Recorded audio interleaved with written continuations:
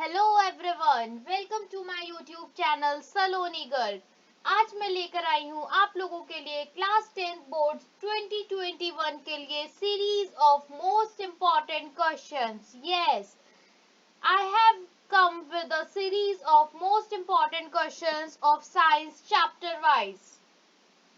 अगर आप इस सीरीज को सीरियसली फॉलो करेंगे और इस सीरीज के सारे क्वेश्चंस करेंगे तो आई गारंटी आप लोगों के 95% साइंस में मार्क्स आएंगे इन जस्ट 2 मंथ्स। यस, अगर आप अभी तक परेशान है कि हम क्या करें क्या ना करें, क्या इंपॉर्टेंट क्वेश्चन है, इतने सारा चैप्टर है, लॉकडाउन की वजह से पढ़ा नहीं, स्कूल नहीं गए, तो फिर आप ये मोस्ट इम्पॉर्टेंट क्वेश्चंस कर सकते हैं और अपने एग्जाम को अच्छे से कर सकते हैं, जिससे कि आपके 95% मार्क्स आएंगे। यस, अगर आपको वीडियो अच्छी लगे तो इसको लाइक करें, शेयर करें अपने फ्रेंड्स के साथ और चैनल को सब्सक्राइब करें। तो इस वीडियो में आज हम करेंगे चैप्टर हेरिडिटी के इम्पोर्टेंट क्वेश्चंस। उससे पहले हम इसमें देख लेते हैं कि इम्पोर्टेंट टॉपिक्स क्या है। तो इस चैप्टर में हमारे जो इम्पोर्टेंट टॉपिक्स हैं वो हैं Mendel and its work on inheritance, laws of inheritance and sex determination in human beings. Yes, ये तीनों इंपॉर्टेंट टॉपिक्स हैं जिससे एग्जाम में आपके बोर्ड 2021 में आपके क्वेश्चंस आएंगे। ये तीनों टॉपिक आप अच्छे से कर लो तो आपके इस चैप्टर के सारे क्वेश्चंस कवर हो जाएंगे। उसके बाद चलते हैं अपने फर्स्ट क्वेश्चन की तरफ। ये आपका फर्स्ट क्वेश्चन आपकी स्क्रीन पर है। इसको क्वेश्चन को देख के आप बिल्कुल भी घबरा मत जाना, डर मत जाना कि इतना बड़ा क्वेश्चन है, क्या करें कैसे करें। देखो, इसको क्वेश्चन को हमारा 3 पार्ट्स है, हम 3 पार्ट्स में पढ़ेंगे इस क्वेश्चन को और ये बिल्कुल आपको अच्छे से समझ आएगा। Name the plant used for his Mendel used for his experiment. तो मेंडल ने कौन सा प्लांट अपने एक्सपेरिमेंट में यूज किया था? Yes, you know the answer, that is garden pea और Pisum sativum. Biological name of garden pea is Pisum sativum. Then इसके आगे आप सेकंड क्वेश्चन पढ़ेंगे, इसका second part, what type of progeny was obtained by Mendel in F1 and F2 generation when he crossed the tall and short plants। Mendel ने कौन सी progeny, what type of progeny उसको मिली थी Mendel को जब उसने क्रॉस किया था F1 और F2 जनरेशन ऑफ प्लांट्स, और right the ratio he obtained in F2 generation plants. और हमें क्या करना है साथ ही साथ, हमें एक तो प्रोजेनी बतानी है F1 और F2 जनरेशन में किस टाइप की प्रोजेनी आई थी जब उसने क्रॉस किया था टॉल एंड शॉर्ट प्लांट्स, और हमें साथ के साथ रेशियो भी लिखना है जो उसको मिला था इन F2 जनरेशन प्लांट्स। तो बच्चा लोग इसमें कुछ नहीं करना, इसमें क्या करना है हमें, इसमें सिर्फ हमें बताना है कि मैंडल ने जब F1 और F2 जनरेशन को क्रॉस किया था तो क्या हुआ था। मींस इसमें हमें बतानी है हमारी monohybrid cross. Yes, monohybrid cross में मेंडल ने क्या किया था, मेंडल ने लिया था हमारे टॉल प्लांट्स, मेंडल ने लिए थे हमारे parents, that is tall and short. ठीक है, टॉल का जो जीनोटाइप था वो था हमारा टी और जो शॉर्ट का था वो था हमारा स्मॉल टी।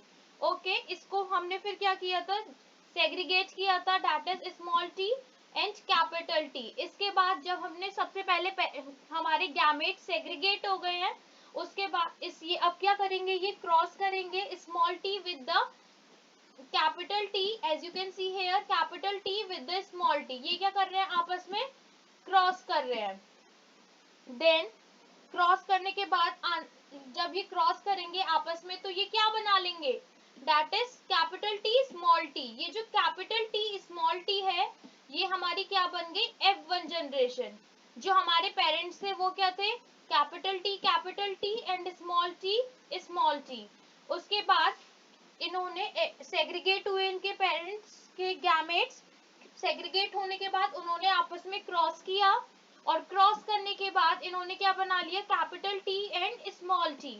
अभी कैपिटल टी और स्मॉल टी आपस में इन्होंने फिर से क्रॉस किया F1 जनरेशन में, आपस में इन्होंने सेल्फिंग की F1 जनरेशन में। देखो, ये जो F1 जनरेशन है इसमें सारे ही ये बनेंगे capital T small T, capital T small T, capital T small T and capital T small T.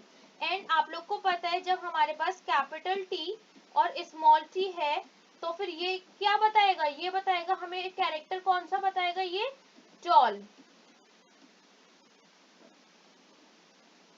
ठीक है, कौन सा कैरेक्टर बताएगा, ये कैरेक्टर बताएगा हमें टॉल। यहाँ पे लिखा हुआ भी है ना, F1 जनरेशन जीनोटाइप क्या है हमारा, all are capital T and small T and phenotype है ऑल आर टॉल।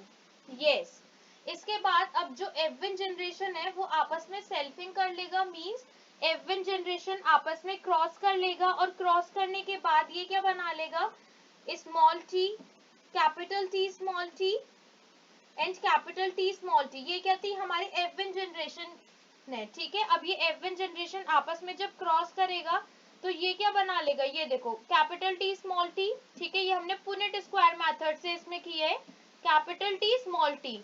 अब ये कैपिटल टी की जब कैपिटल टी के साथ क्रॉस हुई, इन दोनों की क्रॉस हुई आपस में, तो क्या बना लिया कैपिटल टी कैपिटल टी। जब इस कैपिटल टी की क्रॉस इस स्मॉल टी से हुई, जब इस कैपिटल टी की क्रॉस इस स्मॉल टी से हुई तो क्या बन गया, ये कैपिटल टी स्मॉल टी। ठीक है, अब इस वाले कैपिटल टी की इन दोनों से क्रॉस हो गई, अब इस वाले स्मॉल टी की इस स्मॉल टी की इन दोनों से क्रॉस होगी, तो क्या बनेगा, स्मॉल टी की कैपिटल टी से होगी, स्मॉल टी की कैपिटल टी से होगी तो कैपिटल टी स्मॉल टी। ठीक है, अब इस स्मॉल टी की अब इस स्मॉल टी से होगी तो क्या बन जाएगा, स्मॉल टी स्मॉल टी। ठीक है, तो फिर इसमें हमारी क्या जो प्रोजेनी बनी है, जो ऑफस्प्रिंग्स बने हैं, उनका क्या जीनोटाइप आया है, capital T capital T, capital T small T, capital T small T and small T small T. ठीक है, तो अगर हम फिनोटिपिक रेशियो देखें, फिनोटाइप मींस विजिबल कैरेक्टर, जो हमें दिख भी रहा है, तो हमें क्या दिख रहा है कि तीन प्लांट्स क्या है, तीनों प्लांट्स, ये जो स्टार्टिंग के तीनों प्लांट्स है, ये तीनों प्लांट्स हमें कैसे दिख रहे हैं, ये तीनों प्लांट्स हमें टॉल दिख रहे हैं, तो फिनोटिपिक कैरेक्टर्स क्या हो गया, और एक प्लांट हमें शॉर्ट दिख रहा है, तो हम फिनोटिपिक कैरेक्टर को कैसे बता सकते हैं, 3:1, 3 टॉल है हमारे और ड्वार्फ कितना है, ड्वार्फ मीन्स छोटा शॉर्ट, ड्वार्फ कितना है 1।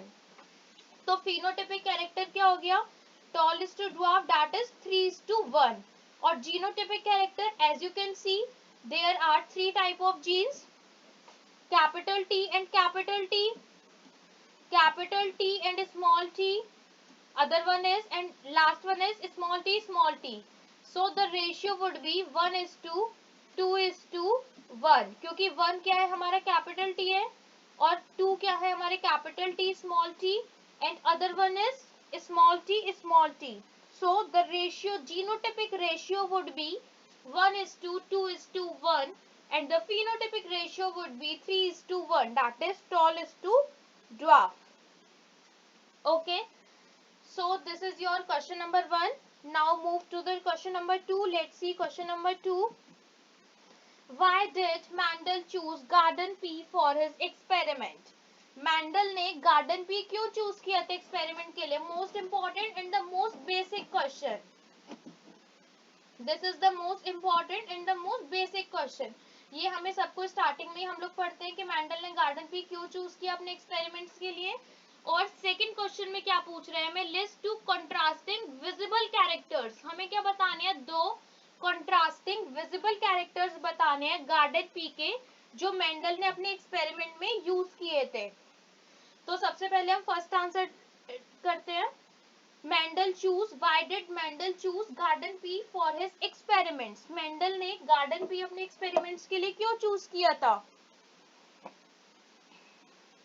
यस, टेल द आंसर, क्योंकि गार्डन पी में क्या था, गार्डन पी में there are presence of contrasting characters, इसमें बहुत सारे कंट्रास्टिंग कैरेक्टर्स प्रेजेंट थे। गार्डन पी क्या कर रहा था, it produces many offsprings in one cross, बहुत सारे ऑफस्प्रिंग्स प्रोड्यूस कर रहा था वन क्रॉस में। It has a short life span, उसका शॉर्ट लाइफ स्पेन था। The flowers of this plant are bisexual and they are self-pollinating. The self and cross pollination can easily be performed. और क्योंकि ये plant क्या कर सकता था, आपस में ही सेल्फ पॉलिनेट कर सकता था, आपस में ही क्रॉस कर सकता था, इसलिए सेल्फ पॉलिनेशन भी हो सकता था और क्रॉस पॉलिनेशन भी हो सकता था, जिसकी वजह से जो प्रोजेनी थी, जो ऑफस्प्रिंग्स थे, वो इजीली क्या हो पा रहे थे, प्रोड्यूस हो पा रहे थे। तो इसलिए मेंडल ने क्या किया, गार्डन पी को चूज किया अपने एक्सपेरिमेंट के लिए। ठीक है, नेक्स्ट देखते हैं, list two contrasting visible characters of garden pea Mendel used for his experiments. अब मेंडल क्या कर रहे हैं, मैं अब पूछ रहे हैं कि हमें क्या बताने हैं, टू कंट्रास्टिंग विजिबल कैरेक्टर्स बताने हैं, मींस दो ऐसे कैरेक्टर्स बताने हैं जो हमें दिख रहे हैं, जो आपस में एक दूसरे के क्या है, अपोजिट है। तो बहुत सारे थे, 7 पेयर ऑफ कंट्रास्टिंग कैरेक्टर्स थे, जैसे कि फर्स्ट है सीड शेप। पहला क्या था, सीड का शेप में ही डिफरेंस था, सीड का शेप में ही डिफरेंस था। एक तरीके के पी प्लांट में हम देख पा रहे थे सीड स्फेरिकल है, और दूसरे तरीके के पी प्लांट में हम देख रहे थे सीड क्या है, रिंकल्ड है, थोड़ा सा ऐसे कॉन्स्ट्रिक्टेड सा है, जैसे आप लोग देख भी पा रहे हो। ठीक है, सेकंड क्या है हमारा, seed colour. Seed colour means बीज का कलर, जो वो होता है, पी प्लांट होता है मटर, मटर के दाने, उसके जो दानों का कलर था वो भी डिफरेंस था। जैसे कुछ प्लांट्स का कलर था येलो, कुछ जो मटर के वो देखे गए थे पौधे, उनमें जो मटर के दाने थे उनका कलर क्या था, येलो, और कुछ का कलर कैसा था, ग्रीन कलर था। ठीक है, उसके बाद आते हैं नेक्स्ट ट्रेड पे, that is flower colour. Flower colour भी क्या था, जो मटर का पौधा होता है, उससे पहले जो उसपे फूल आता है उसका कलर भी डिफरेंट था। पहले कौन सा कलर था, कुछ फ्लावर्स में हम देख पा रहे थे, कुछ फ्लावर्स पर्पल कलर के हैं और कुछ फ्लावर्स व्हाइट कलर के हैं। ठीक है, तो ये एकदम कंट्रास्टिंग ट्रेड्स है। दूसरा पॉट शेप मींस मटर का ये जो होता है, आप देख भी पा रहे हो फिगर में, ये इसको बोलते हैं हम पॉड। ठीक है, ये पॉट कैसा था, कुछ का इन्फ्लेटेड था, एकदम ऐसे था, और कुछ का कॉन्स्ट्रिक्टेड था, थोड़ा सा ऐसे मुड़ा हुआ सा था। नेक्स्ट है स्पॉट कलर, इसका कलर कुछ का ग्रीन था और कुछ का येलो था। ठीक है, तो आप देख पा रहे हैं कितने सारे कंट्रास्टिंग ट्रेड्स हैं।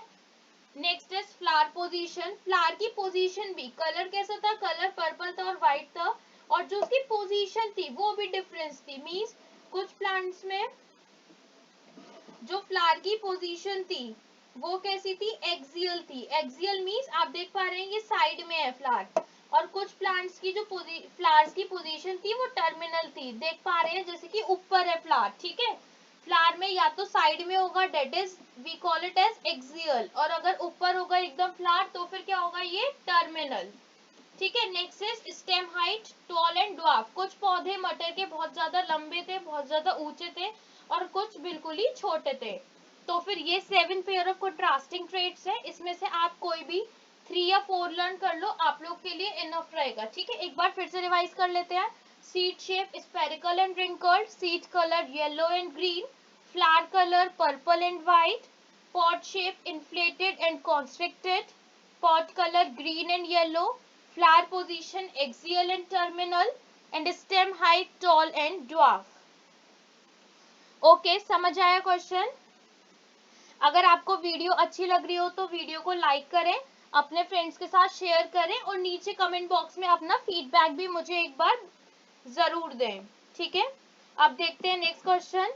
How do Mendel experiment show that traits may be dominant or recessive? Mendel के एक्सपेरिमेंट ने हमें कैसे दिखाया, कैसे शो किया, जो ट्रेट्स हैं वो डोमिनेंट भी हो सकते हैं और रिसेसिव भी हो सकते हैं। अभी अभी मैंने आपको बताया था, dominant means traits. Dominant traits कौन से ट्रेट्स होते हैं, डोमिनेंट ट्रेट्स वो ट्रेट्स होते हैं जो दूसरे की प्रेजेंस में भी अपने आप को एक्सप्रेस करेंगे। ठीक है, मतलब ऐसे मान लो एक पावरफुल बंदा है, एक वीक है। अगर पावरफुल वाला, दो लोग हैं, दो फ्रेंड्स हैं, एक पावरफुल है एक वीक फ्रेंड है। जो पावरफुल फ्रेंड होगा वो ऑब्वियसली, अगर दोनों की कहीं लड़ाई हो जाती है या बाद में चल के दोनों की आपस में ही लड़ाई हो जाती है, जो पावरफुल वाला है फ्रेंड या जो पावरफुल बॉय है वो अपने आप को ज्यादा एक्सप्रेस करे, वो अपने आप को एक्सप्रेस करेगा। तो यही क्या होता है, डोमिनेंट। ठीक है, डोमिनेंट क्या हो गया, डोमिनेंट को आप ऐसे याद कर लो कि ये पावरफुल है। ठीक है, यही अपने आप को एक्सप्रेस करेगा चाहे कोई भी प्रेजेंट हो उसके साथ। लेकिन जो रिसेसिव है, रिसेसिव अपने आप को कब एक्सप्रेस करेगा, जब दोनों ही एक जैसे होंगे, दोनों ही जब एकदम वीक वीक से होंगे, तभी ये रिसेसिव अपने आप को एक्सप्रेस करेगा। ठीक है, तो क्वेश्चन है हमारा, how do Mendel experiment show that traits may be dominant और रिसेसिव। मेंडल के एक्सपेरिमेंट ने हमें कैसे शो किया है जो ट्रेड्स है वो डोमिनेंट है या फिर रिसेसिव है। इस मेंडल ने एक्सपेरिमेंट किया था यूजिंग पाइसम सटाइवम। मेंडल ने क्या किया था, he selected the homozygous tall plants, उन्होंने क्या किया था, टॉल प्लांट सेलेक्ट किए थे एंड ड्वार्फ प्लांट सेलेक्ट किए थे। ड्वार्फ इज अभी अभी बताया आप लोग को, टॉल प्लांट सेलेक्ट किए थे एंड ड्वार्फ प्लांट सेलेक्ट किए थे। Then he crossed between them, फिर उनके बीच में इन्होंने क्या करा दिया, क्रॉस करा दिया इनको। And it was observed that F1 generation are all tall plants। जो F1 generation में जब इनको क्रॉस करा दिया, ये क्या हो गए पेरेंट्स, और जब इनकी क्रॉस करा दी तो क्रॉस में जो F1 जनरेशन थी, F1 जनरेशन में सारे के सारे कैसे प्लांट्स आए थे, टॉल प्लांट्स आए थे। ठीक है, ये क्या थे, होमोजाइगस टॉल था और ये होमोजाइगस ड्वार्फ था। But in F1 generation they found it a heterozygous tall. Heterozygous tall means एक कैपिटल टी है एक स्मॉल टी है। ठीक है, इनको क्या मिले, टॉल ही मिले F1 जनरेशन में। F1 जनरेशन में जो सारे ऑफस्प्रिंग्स मिले इनको, वो कैसे मिले, टॉल मिले। ठीक है, और जब इन्होंने वापस से इस F1 जनरेशन की क्रॉस कराई तो इनको क्या मिले, 3:1 में टॉल और 3:1 में टॉल मिले, 3 टॉल थे और 1 क्या मिला इनको, 1 मिला ड्वार्फ। तो 3:1 में इन्हें दोनों कैरेक्टर्स मिले, टॉल भी मिला और ड्वार्फ भी मिला। किस में मिला था इन्हें, F2 जनरेशन में। ठीक है, तो आप देख सकते हो ट्रेड्स कैसे डोमिनेंट है और रिसेसिव है। तो जो ट्रेड्स एक्सप्रेस हुए, देखो अब 2 ट्रेड्स थे यहाँ पे क्वेश्चन में, हमारे पेरेंट्स में 2 ट्रेड्स थे, एक तो ये है और एक ट्रेट हमारा ये है। एक हमारा टॉल ट्रेट है, दूसरा हमारा ड्वार्फ ट्रेट है। जो टॉल ट्रेट है वो एक्सप्रेस हुआ है सिर्फ F1 जनरेशन में। F1 जनरेशन में यहाँ पे सिर्फ टॉल ट्रेट एक्सप्रेस हुआ है, ड्वार्फ ट्रेट हमारा एक्सप्रेस नहीं हुआ है। तो मैंने आपको क्या बताया था, अगर दोनों प्रेजेंट है, प्रेजेंट दोनों ही थे, प्रेजेंट टॉल भी था प्रेजेंट ड्वार्फ भी था, लेकिन एक्सप्रेस सिर्फ कौन सा हुआ है, टॉल हुआ है। मींस एक्सप्रेस कौन सा हुआ है, सिर्फ पावरफुल एक्सप्रेस हुआ है। तो इसको क्या बोलते हैं, ट्रेट क्या है हमारा, ये डोमिनेंट है। लेकिन नेक्स्ट जनरेशन में जब F1 जनरेशन की हमने सेल्फिंग करा दी, F1 जनरेशन का आपस में हमने क्रॉस करा दिया, उसके बाद हमें F2 जनरेशन में 1 रेशियो में हमें क्या मिला है, हमें 1 रेशियो में ड्वार्फ भी मिला है। ठीक है, तो इट मींस जो रिसेसिव है वो बाद में जाके एक्सप्रेस कर रहा है। ठीक है, तो it was observe that F1 generation are all tall plants, thus it was concluded that gene causing tallness is dominant। इससे हम कंक्लूड कर सकते हैं जो जीन है जो हमारी टॉलनेस कर रहा है वो कौन सा है, हमारा डोमिनेंट जीन है। और जो जीन हमारी ड्वार्फनेस कॉज कर रहा है, जो जीन हमारी ड्वार्फनेस कॉज कर रहा है वो कौन सा जीन है, रिसेसिव जीन है। समझ आया आप लोग को, okay. Now look at the next question. अब नेक्स्ट क्वेश्चन देखते हैं। Inheritance of two traits is independent of each other। जो हमारे दो ट्रेड्स का इनहेरिटेंस है वो एक दूसरे पे क्या है, इंडिपेंडेंट है, वो किसी पे डिपेंडेंट नहीं है। बेसिकली वैसे ये दोनों क्वेश्चन लॉज ऑफ मैंडल से हैं, लॉज ऑफ इनहेरिटेंस से ये दोनों क्वेश्चंस हैं। मैंने आपको स्टार्टिंग में बताया भी था laws of inheritance important topic है। सो उस टॉपिक से इसी टाइप के क्वेश्चंस आते हैं। ठीक है, तो आप लोग इसी टाइप के क्वेश्चंस प्रैक्टिस कीजिए, आपके एग्जाम में बिल्कुल ऐसे ही क्वेश्चंस आएंगे। अब नेक्स्ट क्वेश्चन देखते हैं। Inheritance of two traits is independent of each other. ये हमारा कौन सा आंसर है, इसमें हम लिखेंगे second law, that is law of independent assortment और डाइहाइब्रिड क्रॉस। ठीक है, इसमें क्या हुआ था, मेंडल ने क्रॉस किया था 2 पी प्लांट्स। अब मेंडल ने क्या किया, 2 पी प्लांट्स को लिया था, that is differing in characters, traits of 2 characters. कौन कौन से कैरेक्टर्स लिए इन्होंने, as you can see in this figure, आप इस टेबल में भी देख सकते हो, 2 कैरेक्टर्स लिए इन्होंने, round yellow green and wrinkled, ठीक है, इन्होंने 2 कैरेक्टर्स लिए, round, yellow, green and wrinkled.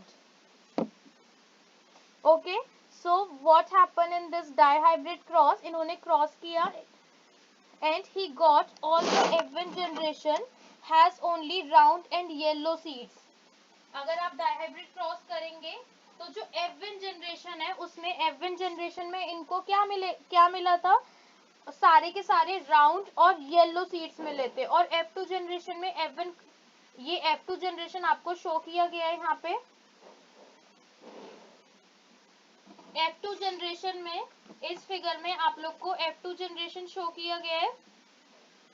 F2 generation में आप लोग को क्या मिले, this variety of contrasting traits, round, yellow, green, wrinkled, and you can सी कि सारे के सारे कैरेक्टर्स अपने आप को इंडिपेंडेंटली क्या कर रहे हैं, शो कर रहे हैं। कहीं पे राउंड येलो, कहीं पे राउंड टू ग्रीन, कहीं पे रिंकल्ड येलो एंड कहीं पे रिंकल्ड ग्रीन, ठीक है। और ये किस रेशियो में प्रेजेंट होते हैं, they are present in the ratio of 9:3:3:1। ये जो हमारे राउंड एंड येलो है ये 9 टाइम्स प्रेजेंट होंगे। Round green is 3, wrinkled yellow is 3 and wrinkled green is 1. You can count in this Punnett square also. Okay, so we can say that F2 generation, in F2 generation all the characters inherit independently. Clear है, ये question समझ आया। अगर इस type का question आएगा तो आप ये डाइहाइब्रिड क्रॉस बनाकर आएंगे और ये पूरा लिख कर आएंगे इसको, ठीक है।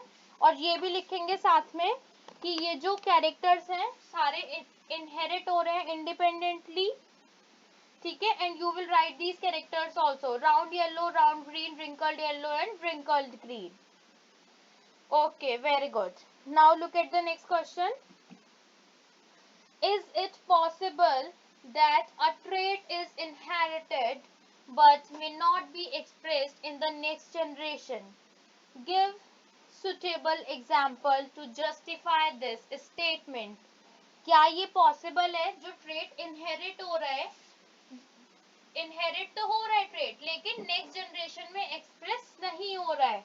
अगेन वही क्वेश्चन है, इसमें हमें क्या करना है, मींस ट्रेट इनहेरिट तो हो रहा है, मींस जो हमने अभी अभी मोनोहाइब्रिड क्रॉस देखा था उसमें जो हमारा रिसेसिव ट्रेट था, ड्वार्फनेस का ट्रेट था, वो इनहेरिट तो हो रहा था, मींस नेक्स्ट जनरेशन में जा तो रहा है वो, लेकिन वो एक्सप्रेस नहीं हो रहा। तो yes, it is possible that a trait is inherited but may not be expressed in the next generation and we can, आप लोग को क्या करना है, साथ में एग्जाम्पल देना है टू जस्टिफाई दिस स्टेटमेंट। आपके ऐसे ही क्वेश्चंस आएंगे, नॉर्मल थ्योरी क्वेश्चन नहीं आएंगे, इसी टाइप के क्वेश्चंस आएंगे, तो आपको क्या करना पड़ेगा, जस्टिफिकेशंस देनी होंगी अपने एग्जाम्पल के साथ।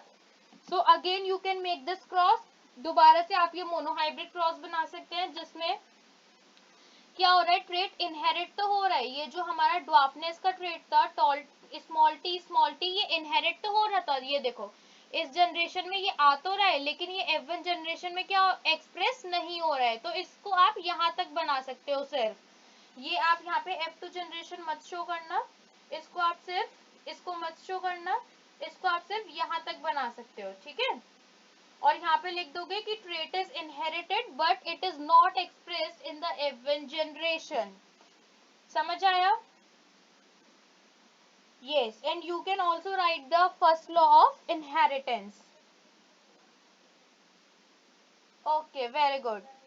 Now look at the next question.